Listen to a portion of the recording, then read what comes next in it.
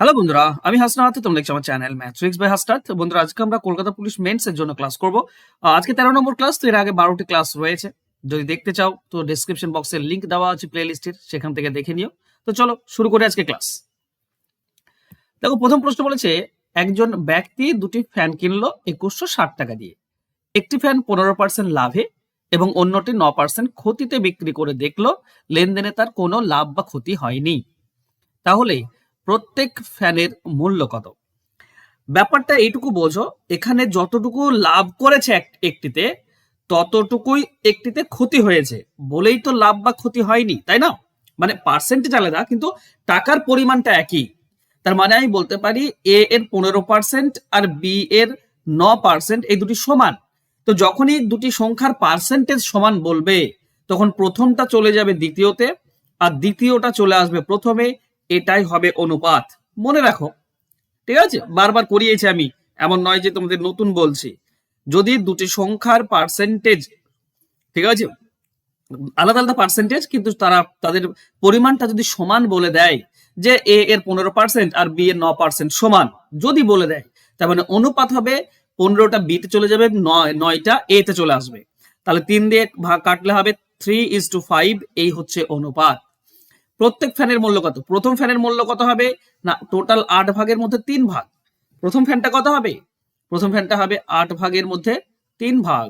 তাহলে 2160 টাকার মধ্যে কত? বাস কাটাকাটি করো, দেখবে তুমি অ্যান্সার পেয়ে গিয়েছো। ওকে, চলো কাটো। দেখো, 8 দিয়ে যদি এটা কেটে দাও, 8 2 16, থাকছে 5 56, 8 7 56 0। 27 কে 3 দিয়ে গুণ করলে 81 হয়, মানে 810। প্রথমটা 810 অপশন সি তে রয়েছে, এটাই হবে সঠিক উত্তর। আশা করছি পুরো ব্যাপারটা তোমাদের ক্লিয়ার। চলে যাবো নেক্সট কোশ্চেনে। যদি একজন দোকানদার তার 1/3 পণ্য 14% মুনাফায়, মানে লাভে, 3/5 পণ্য 17.5% মুনাফায় এবং অবশিষ্ট 20% মুনাফায় বিক্রি করে, তাহলে মোটের উপর তার লাভ কত হবে? দেখো, এই ধরনের অঙ্ক যখনই থাকবে, তখন নিচে যেটা আছে 5 3 দেখতে পাচ্ছি, 3 আর 5 15 লসাগু হয়। পার্সেন্টেজের ব্যাপার আছে, তাই পুরোটাকে 15 না ধরে পুরোটাকে 1500 ধরো। তাহলে 3 ভাগের 1 ভাগ কত হবে? 1500। 3 ভাগের 1 ভাগ হবে 500। 5 ভাগের 3 ভাগ, 5 দিয়ে ভাগ করলে 3 হয় 300। 3 ভাগ হবে 900, 5 ভাগের 3 ভাগ হবে 900। তাহলে টোটাল হলো 1400, তাহলে আর বাকি থাকে 100। এই হচ্ছে টোটাল 1500। এখন খেয়াল করো, এটাতে 14% লাভ, ঠিক আছে? তো 514 কত হবে? 5 14 5 70, তার মানে 70 টাকা লাভ। 100 দিয়ে 14, তাহলে 500তে 70 টাকা লাভ। এইটাতে লাভ করেছে 17.5%। এই জায়গাটা তোমাকে কি করবে না, তোমাকে ক্যালকুলেটিভ 9 দিয়ে গুণ করতে হবে 17.5-কে, তাই না?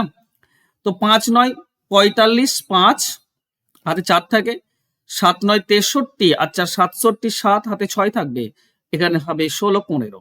এক ঘর আগে দশমিক আসবে, মানে 157.5 টাকা আসবে। আর এখানটায় 20% লাভ বলেছে, মানে 100 টাকায় 20 টাকা লাভ এখানে হবে। তো টোটাল যদি তুমি যোগ করে দাও, তাহলে টোটাল মুনাফাটা পেয়ে যাচ্ছ 1500-র মধ্যে। টোটাল কত হবে? 90 আর 157, তার মানে হচ্ছে 247.5। আমি যদি ভুল করি তো একটু আমাকে করে দিও, ঠিক আছে? ভুল হতেই পারে, কারণ ক্যালকুলেশন মুখে মুখে ক্যালকুলেশন করছি, তো তো ভুল হলে বলে দিও।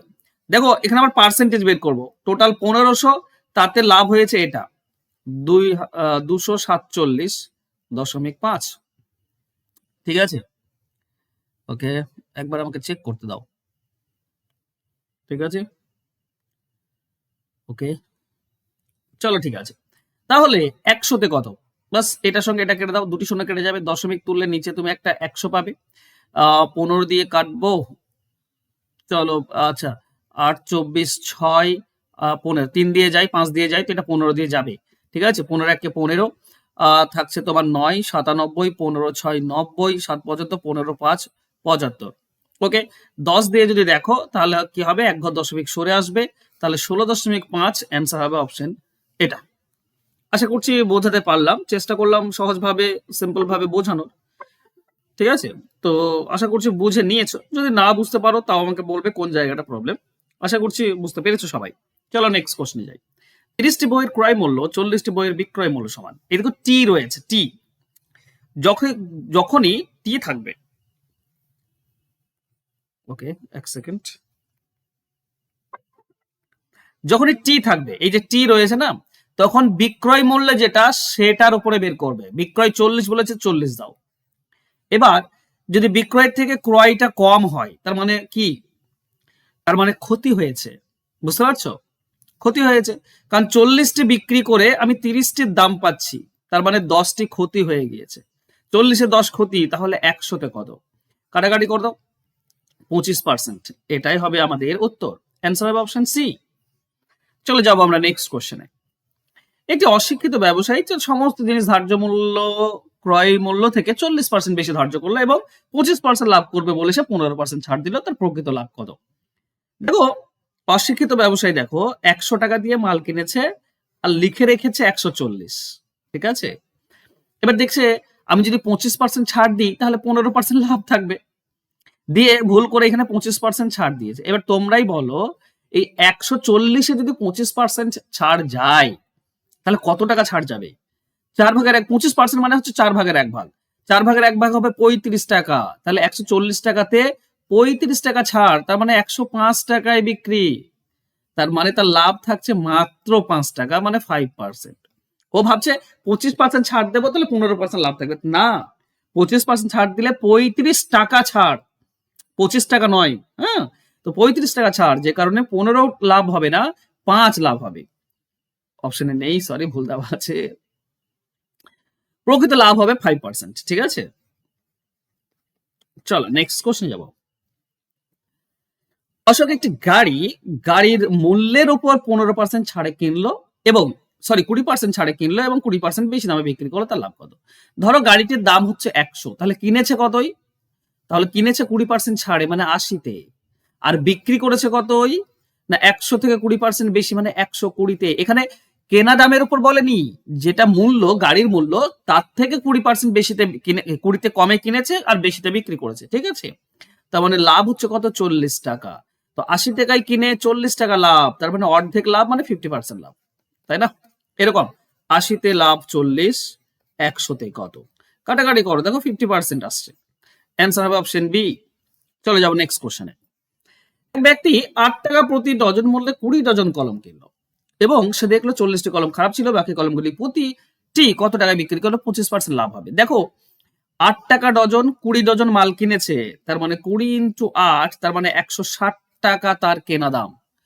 25% লাভ করতে হবে, 25% মানে 4/1 হয়। 160-এর 4/1 কত হবে? 40। 40 টাকা লাভ করতে হবে, মানে 200 টাকাতে বিক্রি করতে হবে তাকে মাল, 200 টাকা বিক্রি করতে হবে। বেশ, এবার ব্যাপার হচ্ছে 20 ডজন মানে হচ্ছে 12 ইন্টু 20, তাই তো? 12 ইন্টু 20, তার মানে 240টি মাল। তার মানে 40টি খারাপ হয়ে গেলে থাকে তার 200টি মাল। এই 200টি মাল 200 টাকায় বিক্রি করতে হবে, মানে একটি মালের দাম হবে 1 টাকা। অপশন ডি হবে উত্তর। চলো যাবো নেক্সট কোশ্চেনে। একটি মোবাইল 1950 টাকায় বিক্রি করলে 25% ক্ষতি হয়, 30% লাভ করতে চাইলে মোবাইলটি কত টাকায় বিক্রি করতে হবে? এই ধরনের অঙ্ক যখনই ফেস করবে তখন 1950 টাকা এটাতে বিক্রি করলে ক্ষতি হয়, এটা লিখবে, ইন্টু দেবে। দেখো 25% ক্ষতি হয় মানে দাম কত পাই? 75% দাম পাই। আর 30% লাভ, তার মানে 130 দাম পেতে হবে।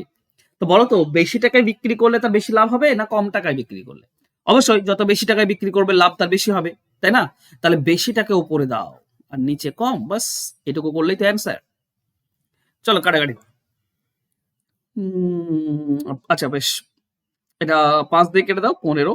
এটা 5 দিয়ে কেটে দাও, 5 5 5 3 15, 45, 5 9 45। ওকে, 15 দিয়ে কাটবে। 15 3 15 2 30, 90। হ্যাঁ, 15 দিয়ে কাটছে। 15 2 30, থাকছে 9 90, 15 6 90। ওকে, তাহলে 26 13 গুণ করে দাও। 26 13 তোমার যত সম্ভব হচ্ছে কত? 26 ইন্টু 13 তোমার 338, তার মানে আমার 3380 টাকা। অপশন ডি হচ্ছে উত্তর। চলো যাবো নেক্সট কোশ্চেনে। একটি ল্যাপটপের ধার্য মূল্য 12,000 টাকা, এটার উপর 15% ছাড়ে ল্যাপটপটি বিক্রি করা হয় যাতে তার 4% ক্ষতি হয়, ল্যাপটপটির ক্রয় মূল্য কত? এক লাইনে করবে উত্তর এই ধরনের অঙ্ক। ধার্য মূল্য 12,000 টাকা লিখলে, ইন্টু, দেখো 15% ছাড় মানে বিক্রি করছে 85%-এ, আর 4% ক্ষতি, তার মানে বিক্রি হয় কত? 96%-এ, তাই না? তো ল্যাপটপটির ক্রয় মূল্য কত? দেখো ধার্য মূল্য থেকে ক্রয় মূল্য 15% ছাড় দিয়ে 4% ক্ষতি। ধার্য মূল্য বেশি আছে তো ক্রয় মূল্যটা কম হবে, তো 85 উপরে 96 নিচে। ঠিক আছে, দেখো 12 দিয়ে কাটো, 12 দিয়ে কাটলে এটা 1000, এটা 12 দিয়ে কাটলে 12 8 96, 8 দিয়ে এটা কেটে দাও 125। এইগুলো তোমাদেরকে মুশকিলে ফেলবে। কেন? কারণ এগুলো খুব ক্যালকুলেটিভ না, ওই যে 125 ইন্টু 85 করতে হচ্ছে, এগুলো বেশি ক্যালকুলেটিভ। ঠিক আছে, তো এগুলো একটু তোমাকে মুশকিলে ফেলবে। তাছাড়া বাকি ঠিক আছে। 10,625 টাকা, অ্যান্সার হবে অপশন বি। এভাবে করবে। লাভ ক্ষতি সব থেকে সহজ অঙ্ক হচ্ছে লাভ ক্ষতি, আমার মতে সব থেকে সহজ চ্যাপ্টার। তো যদি তুমি বুঝে নাও, আর বুঝতে না পারলে কিন্তু মুশকিল। নেক্সট বলে জিনিসের দাম প্রথমে 20% বৃদ্ধি করা হয়, পরে পরবর্তীতে 25% হ্রাস করা হয়, চূড়ান্ত মূল্য কত? তো ধরে নাও 100 টাকা হচ্ছে দাম, 20% বাড়ালো মানে 120। এখন 25% মাইনাস হবে, তো 25% কত? 25% মানে 4 ভাগের 1 ভাগ 30, 30 মাইনাস করলে কত হবে? 90। 120 থেকে 30 বিয়োগ করলে 90, তার মানে চূড়ান্ত ক্ষতি হচ্ছে 10%। চূড়ান্ত ক্ষতি কত? 10%। অপশন বি হচ্ছে, এ হচ্ছে উত্তর। চলো নেক্সট কোশ্চেন। একজন ব্যক্তি একটি কৃষি জমি ক্রয় করে 3,60,000 টাকায়, সে তার 2/5 অংশ বিক্রি করে 25% লাভে, তাকে মোটের উপর 20% 10% লাভ করতে হলে বাকি অংশ কত টাকায় বিক্রি করতে হবে? খুব ইম্পর্টেন্ট অঙ্ক, আর দেখি কার কার মাথা কাজ করছে। তো এটা তোমাদের জন্য হোমওয়ার্ক থাকছে, এর অ্যান্সার আমাকে কমেন্ট বক্সে কমেন্ট করো। আর কেপি মেন্স এর জন্য যারা অ্যাডভান্স অঙ্ক আলোচনা করতে চাও চ্যাপ্টার ধরে ধরে, তারা আমার এই ব্যাচে ভর্তি হতে পারো, কেপি মেন্স ব্যাচ। এটা 27 তারিখে জানুয়ারি শুরু হয়েছে। এখানে গুগল মিটে লাইভ ক্লাস হয়, রেকর্ডেড ক্লাস, পিডিএফ থাকে, সিলেবাস কভার করার দায়িত্ব আমার। এইটা হচ্ছে আমার ফোন নাম্বার, জাস্ট যোগাযোগ করে ভর্তি হয়ে যাও। ঠিক আছে, থ্যাংক ইউ সো মাচ বন্ধুরা আজকে আমার সঙ্গে জুড়ে থাকার জন্য। দেখা হচ্ছে নেক্সট ক্লাসে। ততক্ষণ ভালো থেকো, সুস্থ থেকো, ধন্যবাদ।